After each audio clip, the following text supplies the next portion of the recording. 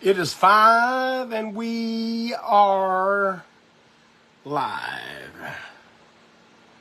Right here on another exciting edition of Break On Through. Dylan Hiram is with us. Jeff Hembree is watching.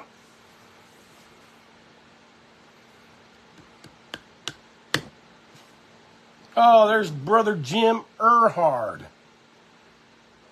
The First Lady's watching.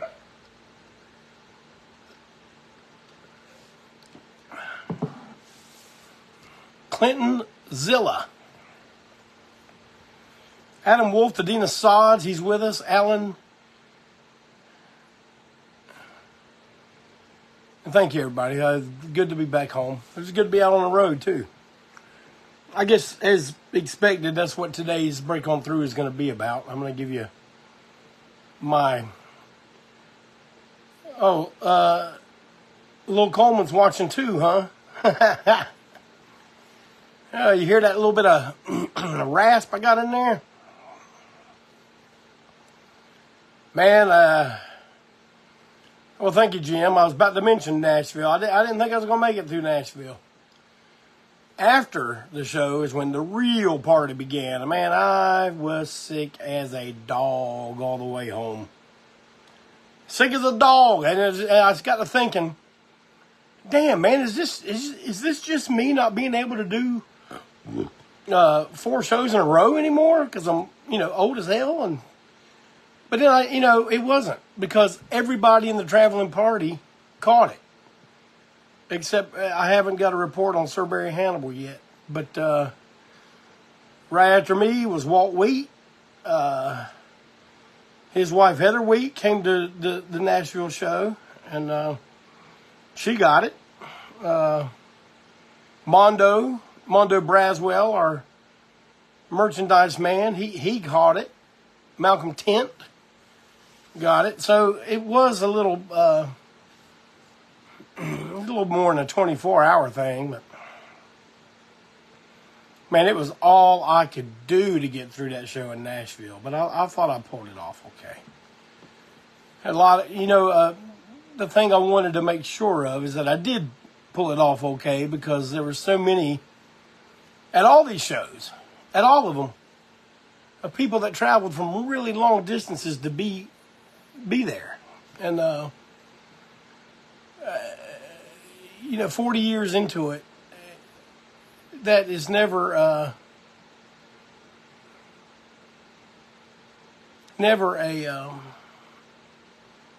something we take for granted. It's always a great compliment, and I'm going to start talking about the whole trip. Oh, Jim, you guys were sick too, huh? And I blame Nashville. I blame their pollen. I'm going to stick with that. Nothing some good old hibiscus tea can't take care of. It was a great trip. And I'll start with Atlanta. Man, we drove down. It was hot. It was 80-something degrees here. We're on shorts and slip-on shoes. Sleeveless t-shirt. Well, I was. Everybody else had t-shirts with sleeves on them. And we get down there, and man, it's even hotter. But we played a fairly new place down there called Boggs Social and Supply. And I'm going to tell y'all something, man. This is my opinion. But that's one of the coolest places we've ever played in Atlanta. For one thing, they have a parking lot.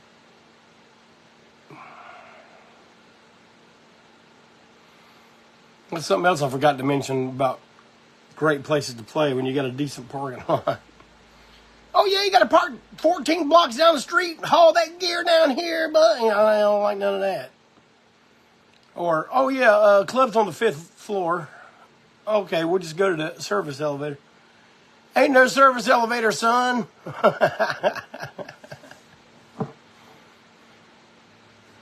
Yeah, see, y'all are getting some comments here. I want to see. Misty Sexton.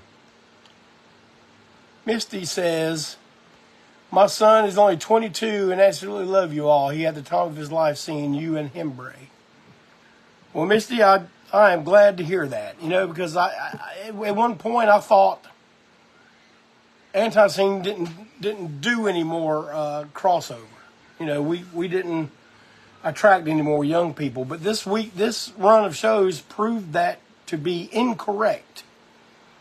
We had quite a nice influx of young people, along with, you know, all the old timers that usually come see us. And it was a welcome change. And but about Atlanta, man, the club is so good. It's like a long hallway, then another open space, and then I really like clubs that do this, man. When the performance area is sunken, and you know you can stand right there in the front of the stage, or you can stand up on the upper level if you don't want to get involved in all that nonsense. You can stand on the upper level, and you're still close, man. I mean, like people that were standing on the upper level were, I don't know, 15 feet away, 20 feet away. I don't know. You know, I can't see nothing. But oh, good night all around, man. Hembree opened the show. Hembree and the Infidels opened the show.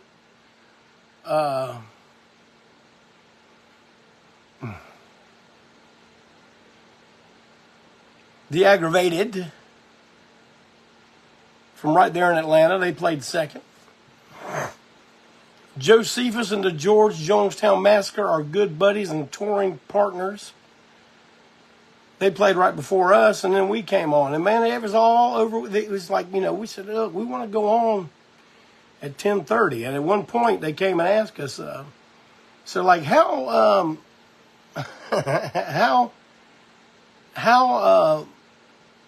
steadfast are you guys about that 10:30 thing? Like, you got any wiggle room? And I said, I'd give it to 11. Past 11 ain't going to happen. What? We ended up going on at about 10 till 11. So you're talking about a 20-minute compromise. And it was great seeing people we have not seen in a long time. Ryder Size from Nashville Pussy came out. And man, even there, lots of people, hey man, we traveled from Chicago. We traveled from, Indiana and all this. Do y'all hear Coleman? Boy, he is going crazy. Sounds like we're living in an asylum here. But anyway. Man, I hope I don't get a coughing fit while I'm on here with y'all. But, yeah, great night all the way around. Morticia May was there. Yeah, I couldn't be happier with Atlanta. And that's not something we said very often, man. Atlanta's been good to us, but Atlanta's also been very bad to us throughout our career. And there was a time we used to play there in the 90s. And it was like,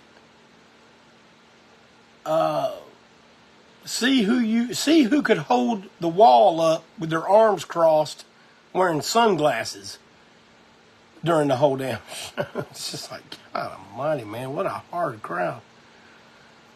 But somewhere along the line, I guess all them people OD'd or whatever, and now, you know, it's people that really like music. But, so yeah, you know, we're looking forward to a nice, warm spring drive all the way home. And we got it. We met with the Josephus boys, and we ate a big, hearty, man-sized breakfast at Cracker Barrel. Ate some eggs and some sausage. Everybody drank tons of coffee. And we got on the road. And when you know it, we're not even out of Atlanta, or just barely out of Atlanta.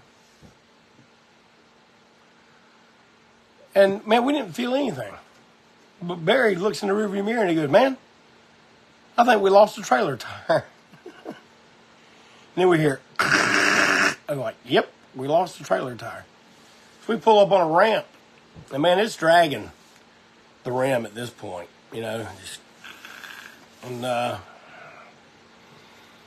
we got it off the thing. I'm sitting there undoing the spare. Walt and Barry are jacking the trailer up, you know, and getting it ready. And, man, it was a very, very quickly expedited repair. And we were back on the road.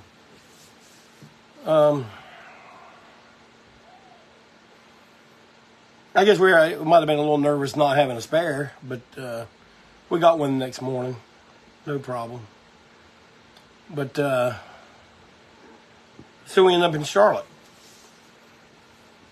And you know, since we're in Charlotte, that's our home, so I figure I'm going to stay at home that night.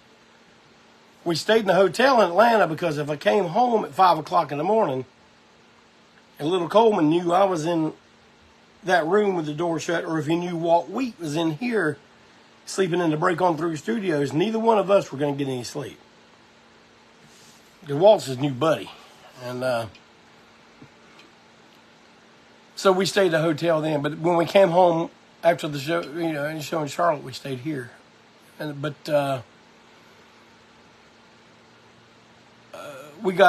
so we went to our practice place where our cars were. And I got my car and I came on back. I brought my car to the milestone so that after the show we could just go straight home. And man, you talk about a difference in temperature. Good gosh, man, it was freezing cold. And I step out to get in my car, man, and my damn slip-on shoes are completely submerged in water, ice cold rainwater. But yeah, and then we're putting on, you know, hoodies and long pants and all this shit. So, but we got to Milestone. Tonight it was going to be Hembree and our buddies Self-Made Monsters. And, you know, we got in, loaded in pretty quick. And I'm going to tell y'all, the Charlotte show, y'all really showed up for us, and we appreciate it. That was one of the best Charlotte shows we've had in a few years. But I'm going to tell you something I noticed, and I noticed just by looking around the crowd and looking at people. And there wasn't a lot of people there from Charlotte. And as impressed as we were about people coming from far away to Atlanta, man, it was even more so for the Charlotte show. Richmond, New Jersey, Indiana, Ohio, and a carload of folks from Raleigh. Our buddies in Kith, and Wolf, and John Adam, Andy Miller, and Slayer Doug, all those fellas. Man, we did an audience participation thing. How many people were here from Charlotte? Hey. How many people here not from Charlotte? So it's like, I'll tell you what though, and this is no slight on the people from Charlotte or people in surrounding areas.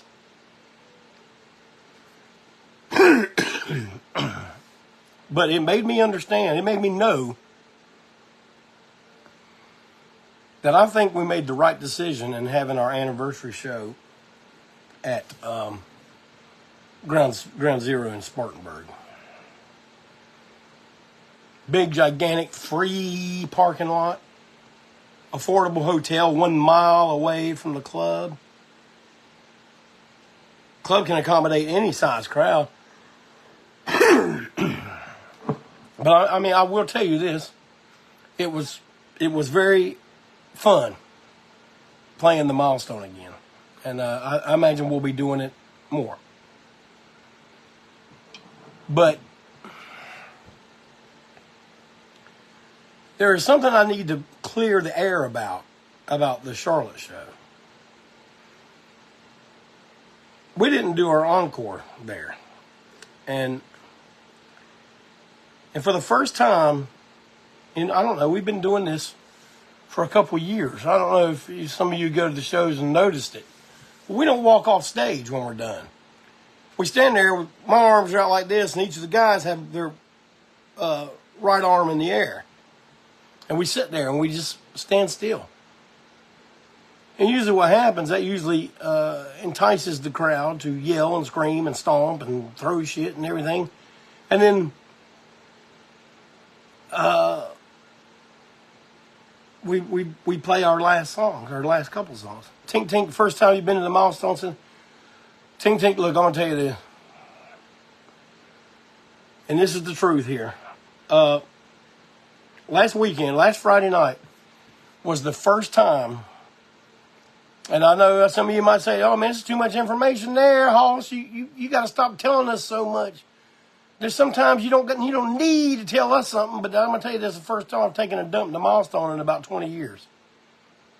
Because before all that, we just ride down to the Wendy's. Oh yeah, I ain't lying to you. It was bad. Bad. They're really nice now. The whole area is incredibly nice. Incredibly nice is not something you usually equate with the milestone, but it is. It looks great in there. And but anyway, so we do the encore thing. And we did it, and there was this big awkward silence. And I just said, all right, good night. That was it. We walked off. We figured then. And it was just like, okay, well, they're done. But we're not going to do that. We're still going to do the stopping. But I am not going to expect you to read my mind about what you want me to do. I mean, I'm going to tell you what. I felt bad about it. I really did. I felt shitty about it because that crowd gave it to us. And I think each and every one of you that were there for turning it out and giving it up and turning it loose. And so I felt a little bit more like a heel than I wanted to feel. Just walking off like that. So we're going to make it up to you at the 40th. I'll promise you that right now. At the 40th, y'all going to say, damn, I probably don't need to see these guys until their damn 80th. But, I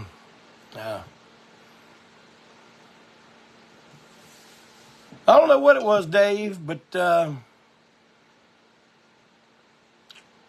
don't know. I felt like a shitty. So I apologize. It won't happen again. Especially when you get up and get down the way you did.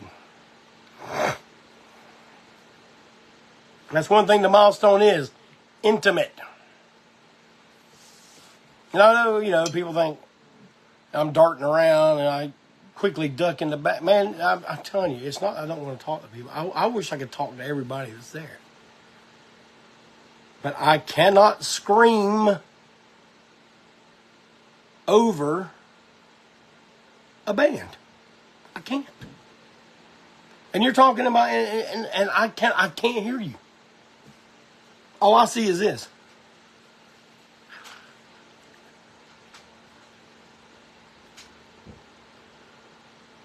That's what I hear. Nothing.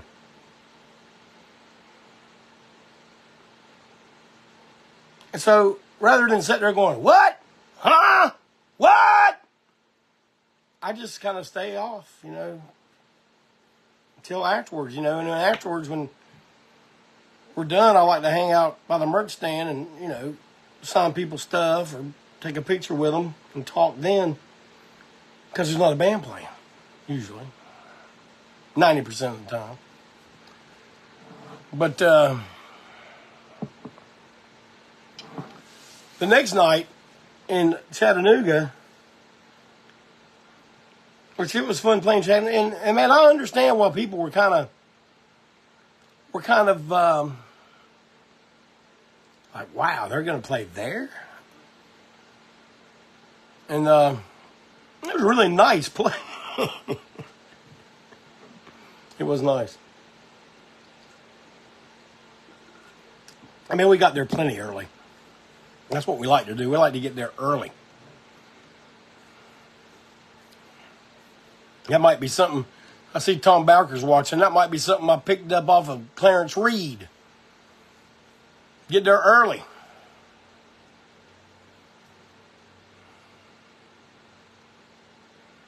But, man, from the minute we pulled up and parked in front of the building, the staff was just so helpful and accommodating. And they stayed that way through the entire night, man. And not a deli tray, Dave Norton, but they did have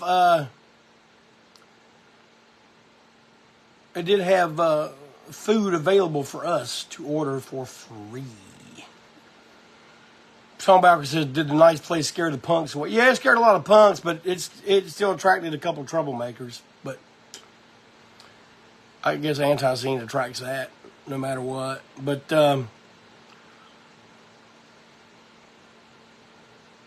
yeah, that night we played with Josephus and George Jonestown Massacre again. Man, I'm telling you, when they play, it sounds like you're listening to a CD. I'm just like, God, they sound good, man. It's just like nice and clear. I hear everything. They had this new dude playing bass for them, a young guy, 22-year-old. Man, he was putting it down. A good addition to their band. And we get on there. I never even asked Joey. I said, Joey, can you hear your vocals up there? Because I didn't hear my vocals at any show except Atlanta. I could hear myself in Atlanta. Not in any other show. And I don't know what that's all about. But that's another issue for later, I guess. But Chattanooga was a really fun time. Club was nice and packed. People were cool. And man, every night we sold a lot of merchandise. I don't even know what's left.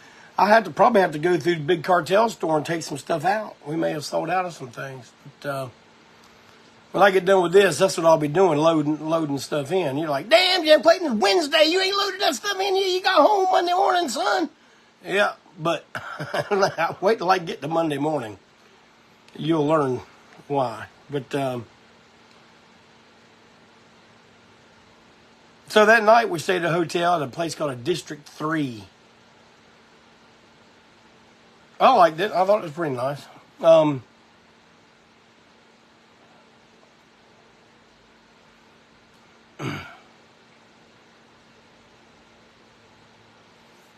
Let's see, what's this? That fancy rib joint in Oakland.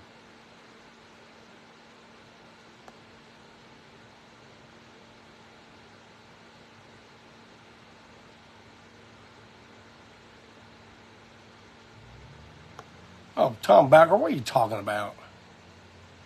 But anyway,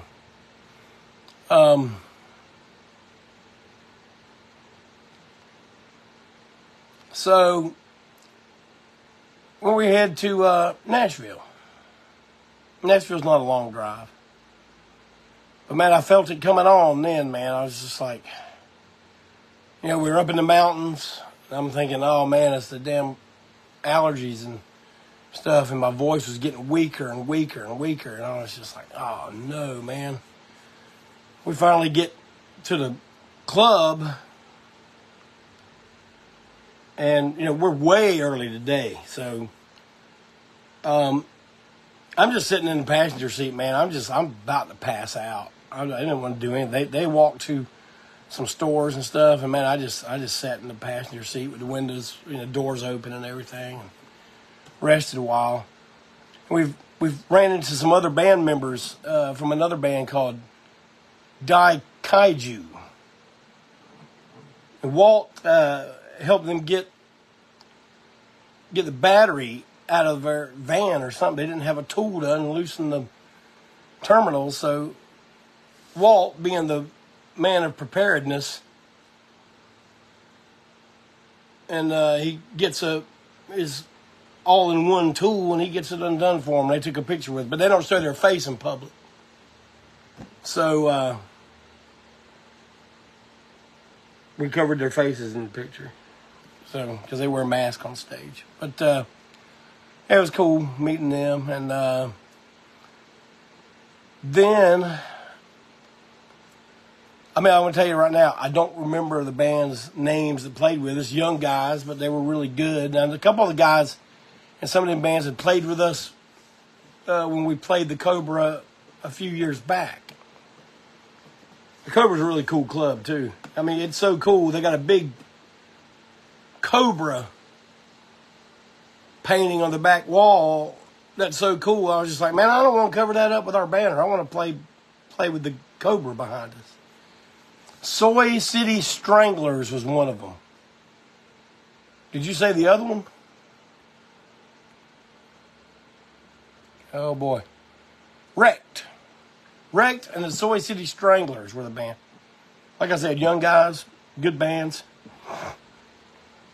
And we go on, man. We did a sound check, and, man, we were so loud, the guy was just saying, look, y'all are so damn loud, there's no sense in even micing y'all. And we're just like, I mean, we'd never run into this before, but hey, we had it. We took down one of Walt's amps. We took down one of Malcolm's speakers. We got the stereo thing going. And we took one off of each side. And, I mean, everybody said it sounded good out front, but like I tried to overcompensate a little bit for my voice being so weak, but I managed to get through the show.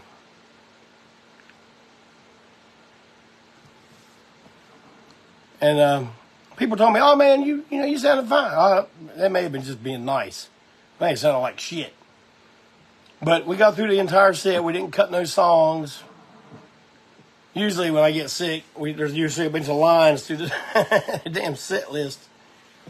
But, man, we just drove straight home from... No, and Tom O'Keefe came out. Tom O'Keefe, ANTiSEEN alumni, came out, hung out with us, watched the show. Well, apparently we were loud, man, because he was showing us clocked at 112 decibels inside, like right where he was. So I guess it was loud. It never sounds loud to me. I can't hear nothing. And I sure can't hear no monitors. Might be time for some old inner ear monitors. Oh, yeah. I used inner ear monitors when I was singing with my R&B band I had for a minute.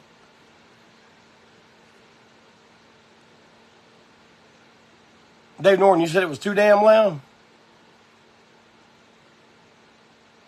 That's the way I like it. Too damn loud. And I got to meet a lot of our fans. Clinton Zilla, met him for the first time, him and his wife. And Jim Earnhardt, who I'd met years before, but I got to re-meet again. Came all the way from Missouri. I'm telling you, every single show, there were people, a nice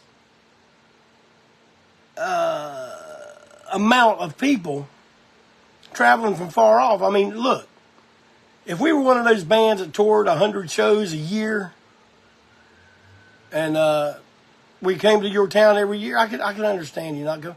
But man, we're not, and I don't foresee that happening. So if you want to see us, man, you got to figure out where. And we always give plenty of notice where we're going to be, when, and you got to make a road trip. That's just all there is to that. And people do it. And man, we try our damnedest to make sure it was worth every damn mile and every hour and every dollar spent to come see the 40-year heavyweight champions of rock and roll, the world's greatest rock and roll band, ANTiSEEN.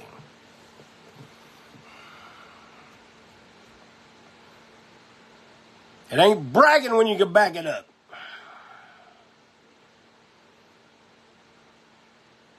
So every one of you plan on a road trip for September. September 30th.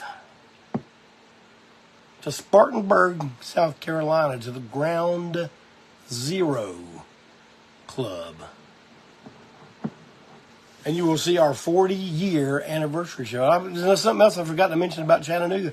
We had a special guest on stage that came on and played a song with us.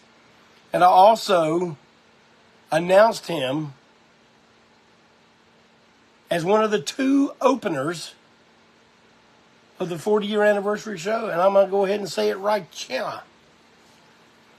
The first opener for that show will be none other than former Hellstomper alumni, solo artist Supreme, Sweet Georgia Brown. Now, he may prefer to be called Sweet G.A. Brown. I call him Sweet Georgia Brown. Man, y'all know if I give a name or a nickname, it sticks. And you know, oh man, I like to be called Sweet G.A. Brown. Okay, Sweet Georgia Brown, whatever you say, son. Sweet G.A. Brown will be opening for us at Ground Zero in Spartanburg on September 30th. And I will be announcing the second opening act, which is a headliner all in itself, that will be playing with us at that show. All right, getting some comments. Let me see if I can scroll down. Dave Norton says, I was bummed after seeing the 40th wasn't in Charlotte, but never is Tremont. And after the Milestone gig, people bitching about it didn't even come out. You are correct. Yeah, I heard a bunch of people, damn, it ain't going to be in Charlotte. Well, you didn't come see us at the Milestone. So I imagine if we did the anniversary show in Charlotte, you wouldn't be at that either. You'd be, I had to go to a wedding at 9 o'clock on a Saturday night. What do I know?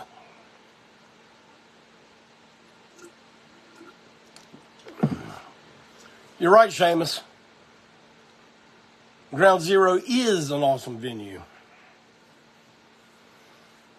So, you know what? Any people want to complain and all that about it, at this point, my ears are shut.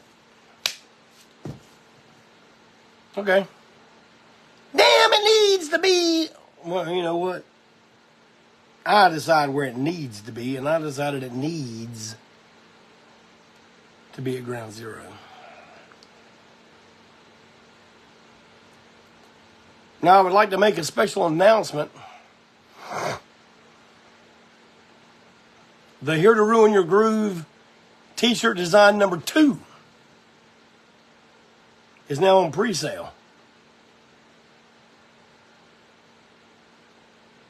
It will be on pre-sale until April 30th.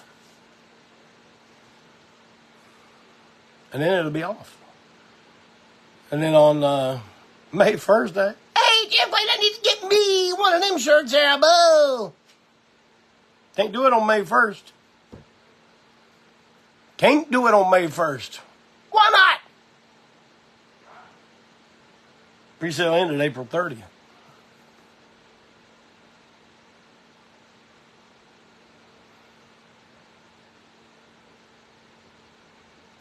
Oh, I got one more announcement.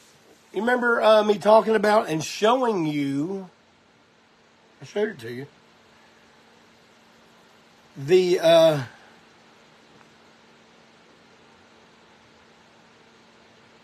why'd you say April 30th? Did I say April 31st? Is there an April 31st? I don't know. Last day of April. Last day. But anyway, what am I supposed to do? Study a calendar? But going up on the big cartel store starting on Friday will be the 40-year commemorative ANTiSEEN handmade knives. And these will go on sale from Friday until sometime in December of 2023, which at that time sales will be stopped. And I'm going to tell y'all something. Y'all can't complain. Damn, I ordered that knife 6 weeks ago, son. You got to tell me. So. No, I'm going to tell you what I'm going to tell you is Walt Wheat is making these things by hand from the ground up. So he's going to do it when he gets time to do it. And I'm not saying, well, yeah, I have to wait. He may not have time to do it till July. I don't mean that. But I'm just saying, every knife will be individually numbered. So it ain't like you're getting a mass-produced thing and we're just writing a number on it going, there you go. You got number 1. Oh, you got a number 1 too. No, we ain't doing that. And once again, I want to thank everybody for coming out to the shows. I want to thank everyone that joins me today, like you do every week.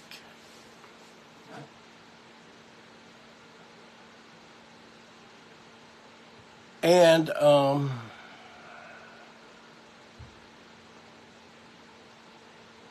I'm so damn tired. I'm zoning out. By the way, I slept through Monday. You know the only thing I remember about Monday? My wife saying, hey, could you go out and grill these ribeyes for dinner? I'm like, hell yeah. I went out and did that, got them inside, and we ate them. Man, that's all. That's all I remember. It's like Monday didn't even happen. And then Tuesday, about the same. I slept probably half that day, man, more than half, probably 2/3 of Tuesday. But I feel better now. I mean, I'm a little worse for wear, but I could do a show tonight.